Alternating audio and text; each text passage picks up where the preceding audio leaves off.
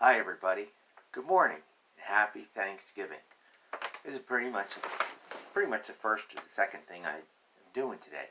So happy Thanksgiving. And here's my book bag from the library.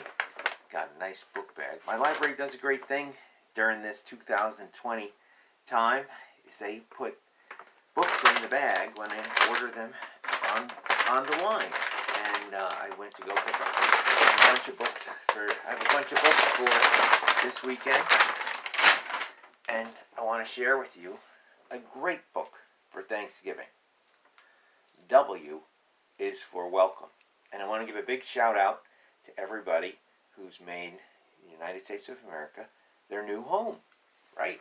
Because we welcome a lot of people from a lot of places. So, good morning and happy Thanksgiving. W is for welcome.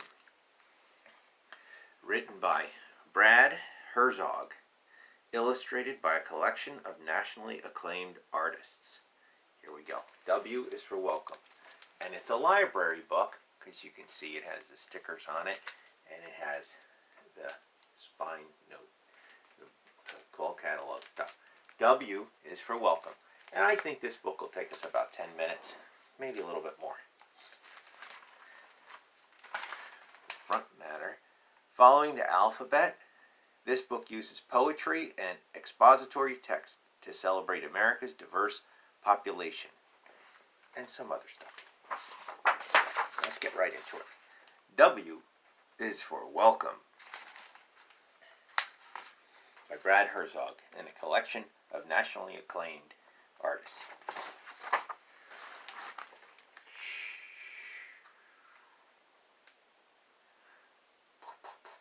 It looks like July 4th almost. A is for, well, here it is. A is for America, a dreamer's destination made up of people who are here due to immigration.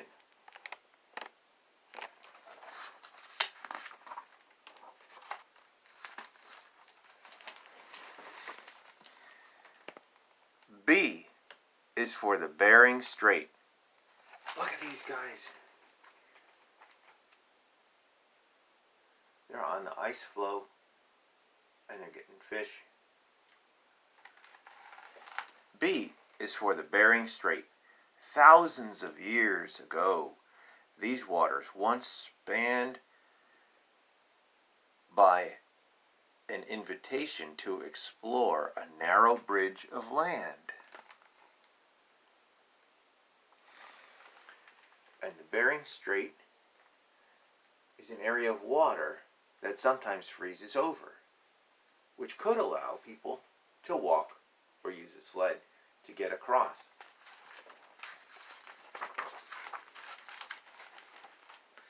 C. What are we going to see?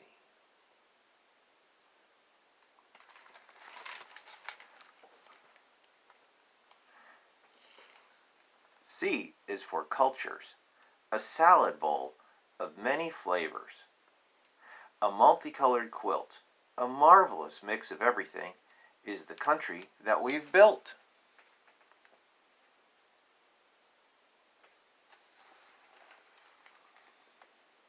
D. D is for diversity. People from every land, all religions, and all races form a picture showing many different faces. And you'll see I'm leaving off this long part. We'll get to that on another reading.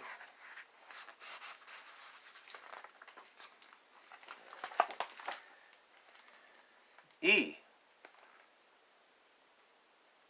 E is for Ellis Island. Here's the Statue of Liberty, which is in New Jersey. A lot of people think it's in New York, but it's in New Jersey. And here are guys on the ferry. Here's a fun fact. You can actually enter a swim to swim from the Statue of Liberty around Ellis Island to get to Liberty Park. I've done it. It's a lot of fun. E is for, how can I get this in the picture? E is for Ellis Island. Here we go. E is for Ellis Island.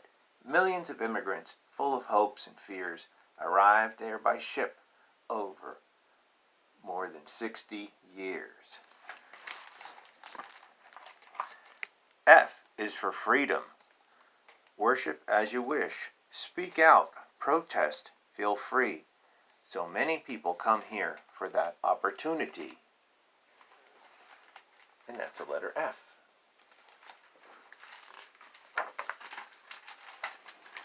G. All right, I know who this guy is. Here we go, let's find out.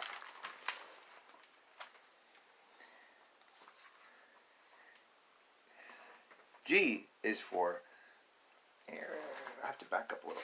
G is for God Bless America. Irving Berlin was born in Russia, but crossed an ocean white with foam. And he used the words to celebrate his beloved home sweet home. See, that's a picture of Irving Berlin, and he's from Russia.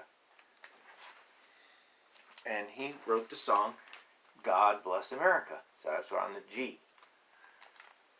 H. We got an H here. H is for heroes. A whole nation cheers wildly for the U.S. Olympic team and many athletes born everywhere who achieve the American dream. This is what the long part kind of stuff says. There are many kinds of heroes. Sometimes even athletes make heroic journeys just for a chance to compete. As a young boy in war-torn Sudan, Lopez Lamong was kidnapped by soldiers but soon escaped and made his way to a refugee camp in Kenya. Years later, he and several thousand other lost boys of Sudan's civil war were brought to America. Lamong became a U.S. citizen and track star.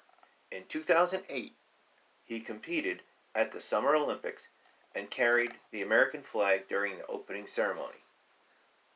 Over the years, there have been many U.S. Olympians who are born elsewhere. 47 such athletes competed in the 2016 Summer Games. Some even won gold medals. Hurdler Caron Clement from Trinidad and Tobago, silver medalist gymnast Danielle Levac from Cuba, and bronze medalist fencer Domagła Woźniak from Poland.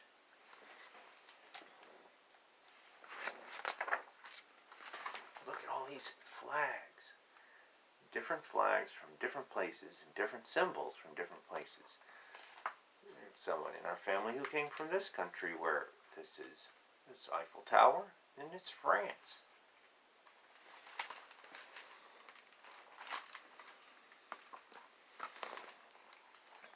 I is for immigration. From Italy to India, almost everywhere on earth are people who have moved away from their place of birth. And can you find a flag from someplace or a symbol that you know somebody lived at and moved here from? Maybe you can find a flag that's not in this picture.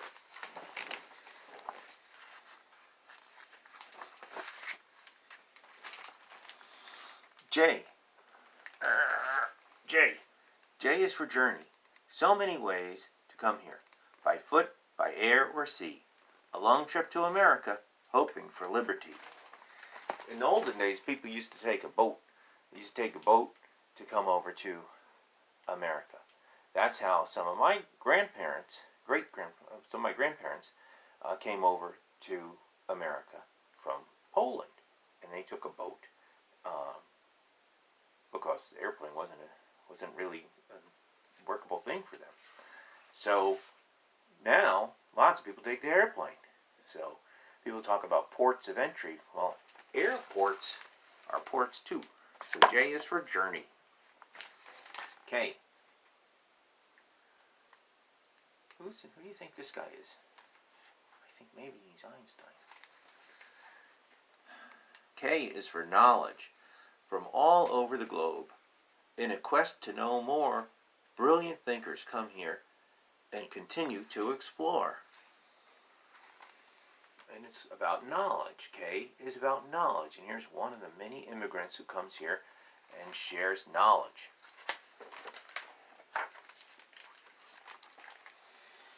L and M. L, Lady Liberty. L, I have to move this a little bit because I can't get this. Here we go. All right. L is for Lady Liberty. A special gift from France. Is a lasting symbol of a welcome to the world and the freedoms that we love. The 151-foot tall Statue of Liberty was dedicated in 1886. That's a long time ago, and they didn't even have computers back then. And they used measuring tools like rulers, and they used math with pencils and paper. Oh my gosh.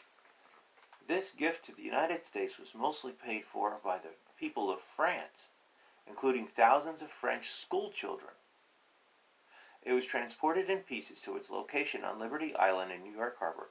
Liberty, Enlightening the World, which is the official name of this sculpture, Liberty Enlightening the World, was built by Gustave Eiffel, who is the same person who built the Eiffel Tower in Paris. It was designed by French sculptor Frédéric Auguste Bartoli. Although the copper statue represents a Roman goddess, Libertas, Bartoli actually may have used his mother as a model. Well, she was handy. She lived around. He probably didn't have to sign any royalties. M is for Muir. We know John Muir from all his naturalist writings. And he's probably out in the American West right now. That's where you see some of these great rock outcroppings. Muir, M is for Muir. Scottish immigrant John Muir saw the devastation of American natural wonders, and he called for conservation. And I hope to be outside this weekend. N is for naturalization. These pages are N and O. I love all the different outfits that people bring from their home countries. N is for naturalization. Thousands of immigrants who live and work here are naturalized and become U.S. citizens each year. O is for oath. New citizens pledge to accept an important obligation to support and defend the laws of their adopted nation. There's all kinds of people taking the oath of allegiance.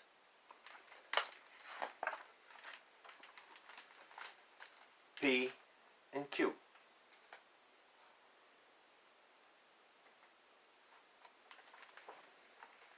P is for poem. A worldwide welcome states, give me your tired, your poor, and then it adds, I lift my lamp beside the golden door. And that's a P for poem. Q is for quest. What is your quest? A chance to seek a better life, join family, work, and thrive. There are countless reasons why immigrants arrive. Look at all the different kinds of styles of worship homes, worship houses. Look at all the cool different styles, all influenced by immigrants. Letters R and S. R and S. R is for refugees. Many people leave their country for the U.S. or other nations because they're desperate to escape dangerous situations. And when I was serving in the Army, I saw a lot of refugee people from one nation who got kicked out of their home nation and they had to leave. And I have a real heart for the refugees. People who have had to leave their country because something bad was going on. And those are people called refugees. S. Soldiers. S is for service. How best to show thanks for being a United States citizen by giving back to the place that has said, come in. So you can do service by not always being a soldier, but here's a picture of a soldier. And S is for service. T. T. I know it's a picture of a train, and it also represents the Transcontinental Railway. And if you ride any rails now, even if you ride the metro or the subway, that used to be, it's a rail car, so it started out with this technology, which also was invented with no computer.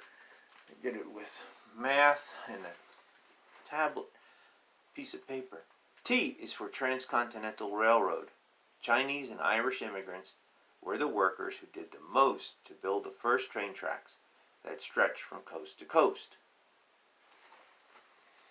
And here's the Chinese and Irish immigrants working together to lay the railway.